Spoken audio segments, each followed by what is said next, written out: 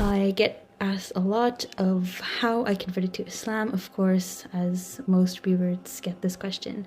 So in this video, I'll get into it. I was born to a Jewish family. I was born in Montreal, Canada, to actually a Hasidic family. Up until I was 3 or 4 years old, my father is Ashkenazi Jewish. He is from Eastern, his family comes from Eastern Europe, and my mother is Mizrahi and Sephardic.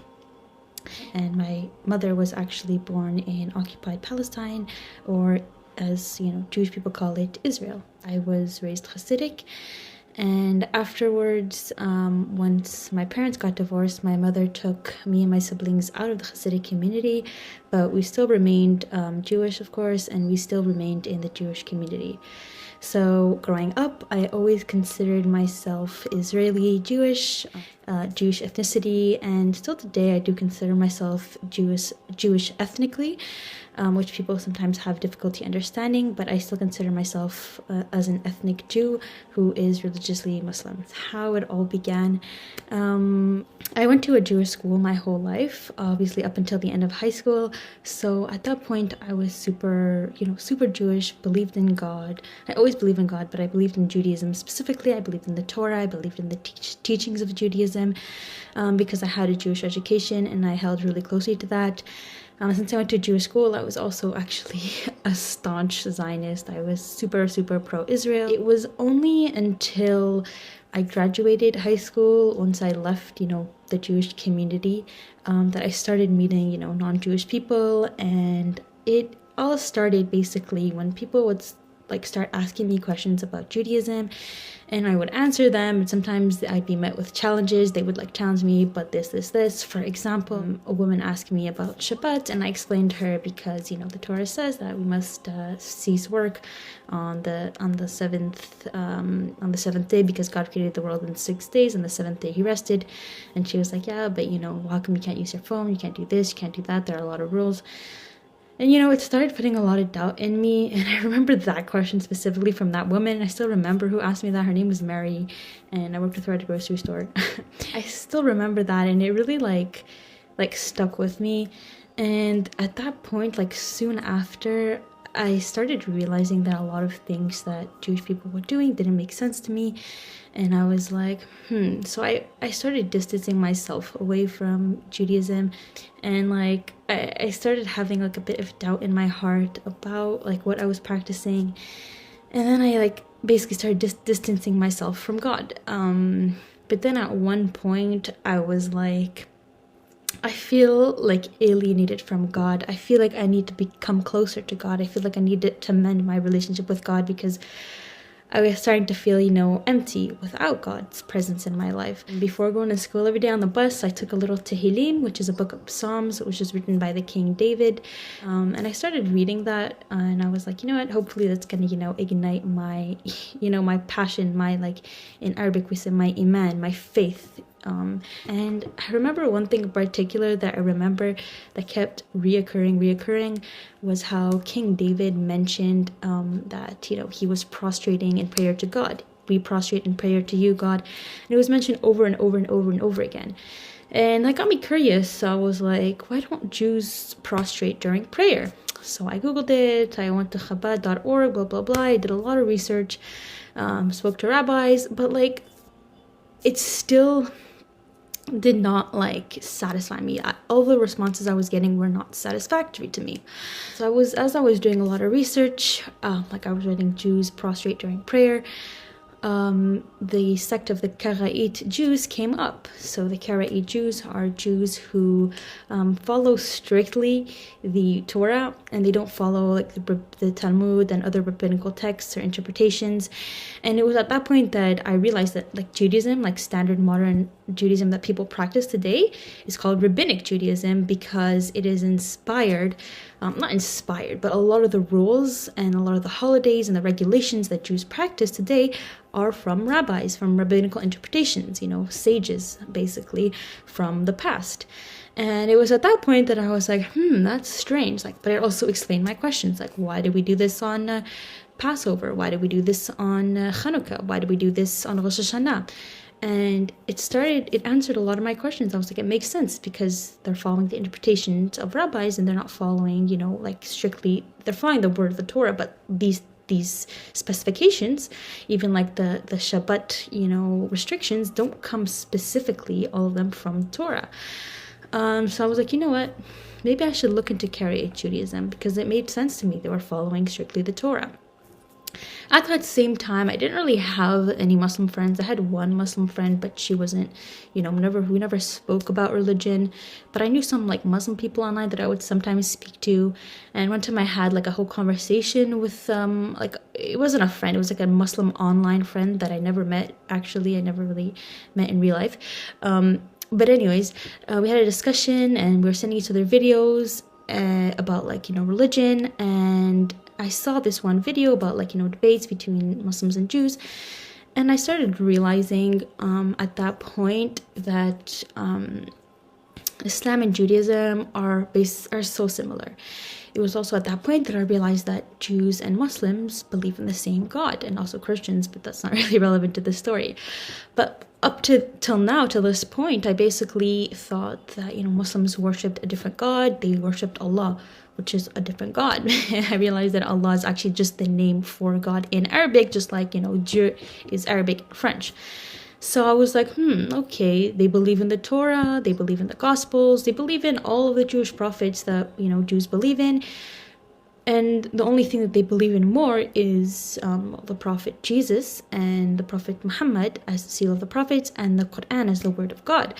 So basically that's the only addition that it has to over Judaism. And I also, while I was Jewish, was like, oh yeah, Muslims stole our texts. They're just reusing, they're like copying our texts. That's really what I believed. And I realized that it wasn't copying Jewish texts. It was literally the same God. So God was continuing his message. It's the same message. And it just has, I guess, some like new information, some new tweaks. And I explained it to myself as like, it's like an update. People don't like when I use that term, but in my head, I was like, it's like an update to Judaism. So at that point, I was like, okay, it's not a whole different thing. And I decided to actually start looking to Islam. And also, when I was thinking about, when I was reading the Tehillim, and I realized that, he was saying, well, we prostrate in prayer to God, I did actually think of Muslims. So I was like, okay, that makes sense why Muslims pray to God. Pray to God, in like the way they do with like prostration, because that's what God wanted. That's what God says. And that's how Jews were praying up until a certain point, until the rabbis came along and said, we don't pray this way anymore. And I also remember, how like Muslims pray without their shoes on, and I was like, that makes sense, because a mosque is a holy ground. When you pray when you speak to God, you're speaking to someone so holy, so you have to respect them and take off your shoes. And I thought of, the time when Moses spoke to God and in the burning fire, the Snebo el Ba'esh. I'm not sure exactly what it's called in English, but it's like the fire, and God said, please take off your shoes to speak to me, to address me. And this was holy ground, so he had to take off his shoes. And I was like, that makes sense. And it was like little things like this. At this point, I still was not like actually considering being Muslim, but it was little things like that that kept being added into like, I kept realizing that I was like, okay, Islam makes sense. This makes sense. Until one point I was like, what, I'll read the Quran. And I started reading the Quran, and the Quran made sense. And I was like, there's nothing wrong with it. It's perfect. But at that point, I still wasn't like fully, convinced like I'm going to change my religion, because I felt like the thing that was holding me back most was honestly, I felt like I'd be abandoning all of my cultures, all of my traditions, everything that I once believed in would be like completely gone, just because, I'm changing my religion, and my religion was a fundamental part of me, of who I was. And I had a really hard time, drifting, like separating myself from that, accepting Islam. But at some point I realized that actually accepting Islam and being Muslim and practicing Islam would actually make me a better Jew. And I wasn't separating myself from Judaism. It was the same God. I was still being, it was still the same religion as the God of Judaism. So I came to realize that at some point. And it was just over time, like I said, many little things that that I learned about Islam that made sense to me, you know, even the modesty and, you know, how the modesty of like, you know, how Muslims dress, it made sense to me. And I'm like, my whole life, modesty made sense to me because I was raised Jewish, and it just all made sense to me. And I can't exactly remember what was the last drop that made me Muslim, but I do remember when I decided basically to become Muslim. It was Ramadan, it was 2017, and I was like, you know what, I'm gonna do Ramadan just want to see what it's like, you know. So I was like, I'll do it. And as a Jew, I had fasted for like Yom Kippur, so it was like 25 hours for Yom Kippur, so I'm like, yeah, I can do this. And I was able to do this, and I was like, you know what, I want to fully immerse myself in it, so I'm gonna like pray too. So subhanallah, I actually learned to pray like really quickly. And I remember that I think it's in the Quran, or it says that, you know, God made this language easy for you to understand. And I was like, subhanallah, I was able to learn to pray so quick, and I never had even spoken Arabic. All I knew was like shukran and salam, like honestly. So I started praying, and I remember one time I was in bed, I was like, okay, how do you become Muslim? And it said, you just need to repeat this word. It was the Shahada, the sentence. So I said it on my bed, I was like, you know, La ilaha illallah, Muhammad Rasulullah. And I said it, and I'm like, am I Muslim now? Like, I feel the same. So technically, I was Muslim since 2017, but I still at that point wasn't like fully like immersed in Islam. Like my heart wasn't fully there, so I don't necessarily consider myself fully Muslim at that point. And I still had some things to work on, you know, abstain from certain things that Muslim must abstain from. But yeah, I was still starting to, you know, like, you know, think about Islam. I went to some Jum'ah prayers.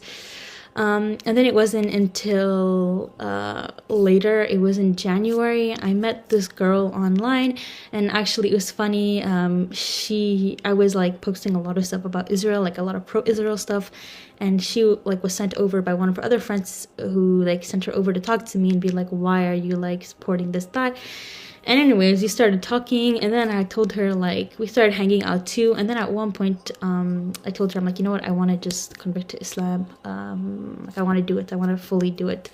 So it was in January 26, 2018 that I actually converted to Islam. I took my Shahada, and that's when I consider myself fully Muslim. And yeah, that was pretty much it, how I went from being Jewish to being Muslim. Thank you so much, and ma salama.